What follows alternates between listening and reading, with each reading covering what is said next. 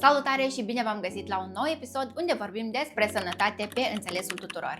Tot auzim spunând, eu am imunitate puternică sau invers, la mine imunitatea este destul de slăbită. Eu am răcit de 3 ori iarna aceasta, când alții spun că eu nu am răcit deloc. Ne dăm seama că vorbim despre imunitate. Dar ce este cu adevărat imunitatea? Cum ne dăm seama că funcționează corect? Sau ce putem face concret pentru a o susține zi de zi? Sunt Alina Doroșchevici, farmacistă cu studii superioare și studii de doctorat, iar pe acest canal vorbesc despre sănătate și prevenție. Imunitatea nu este un organ, este un sistem viu, inteligent, interconectat, care luptă pentru noi în fiecare secundă. Când vorbim despre sistemul imunitar, vorbim despre celule, organe și sisteme. Celulele albe care ne protejează organismul, leucocitele, dintre care deosebim limfocite, monocite, neutrofile, bazofile și eozinofile, parametri care îi vedem în cea mai simplă analiză de sânge, analiza generală de sânge. Totodată vorbim despre splină, măduvă osoasă, ganglionii limfatice, amigdalele, timusul, plăcile peieri din intestin, microbiomul intestinal, bariera mucoaselor, sistemul limfatic. Este o rețea biochimică unde se decide pentru fiecare element dacă este prieten sau dușman. Dacă funcționează bine, nu simțim nimic, dar dacă este afectat, atunci apar infecții frecvente, inflamații cronice sau oboseală, iar pe partea cealaltă un sistem imunitar prea puternic ne poate cauza boli autoimune. Deosebim două tipuri de imunități, imunitatea născută și imunitatea dobândită. Imunitatea născută este prima noastră linie de apărare, este rapidă și nespecifică, pe când imunitatea dobândită este acea memorie imunologică. Atunci când se întâlnește a doua oară cu virusul, organismul știe cum să lupte cu el. La copii, sistemul imunitar este în dezvoltare. De aceea, în infecțiile virale, febra este un mecanism de apărare, nu un dușman. Ce se întâmplă la febra 38,5-39?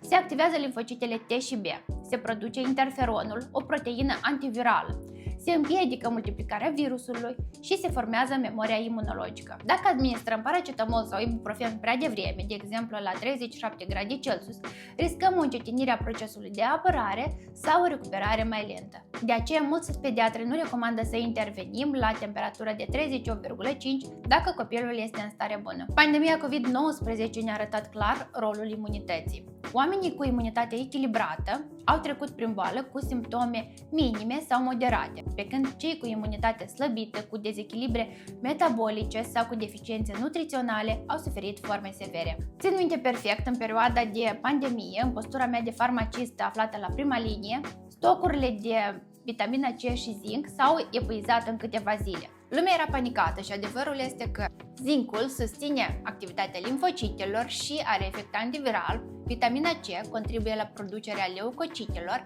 are efect antioxidant și antiinflamator. Sunt careva nuanțe despre care vom vorbi într-un video separat. Și vitamina D, un nivel optim, a fost asociată cu forme mai ușoare și recuperare mai rapidă. De ce unii oameni stau la pat cu săptămânile în timpul unei viroze, pe când alții nici nu simt nimic?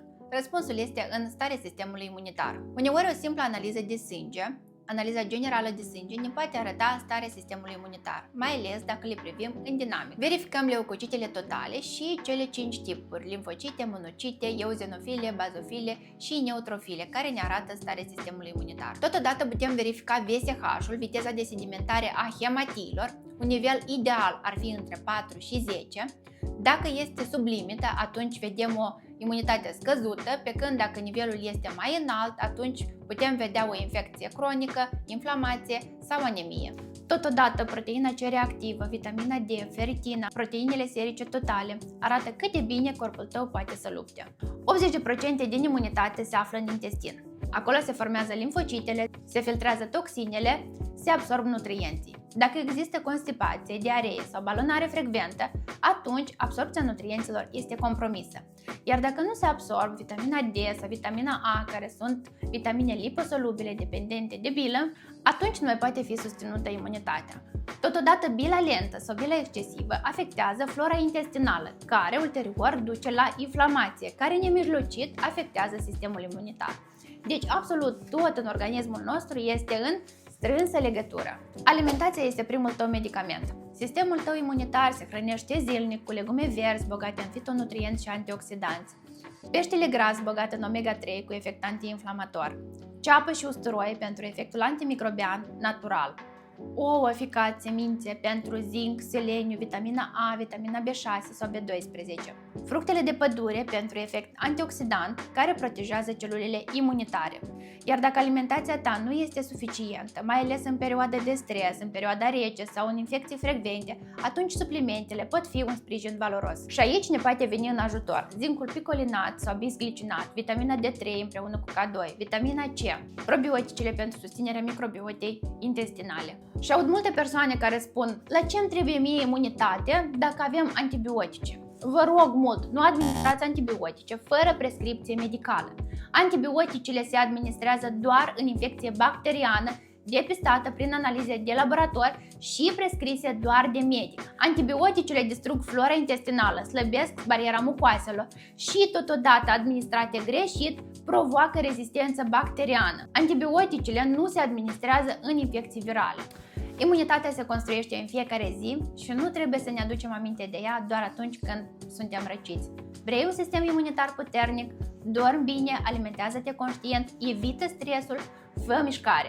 Pe lângă asta, monitorizează-ți analizele, suplimentează-te inteligent. Dacă ți-a plăcut acest video, nu uita să dai un like și să te abonezi la canal. Iar noi ne vedem data viitoare. Pe curând!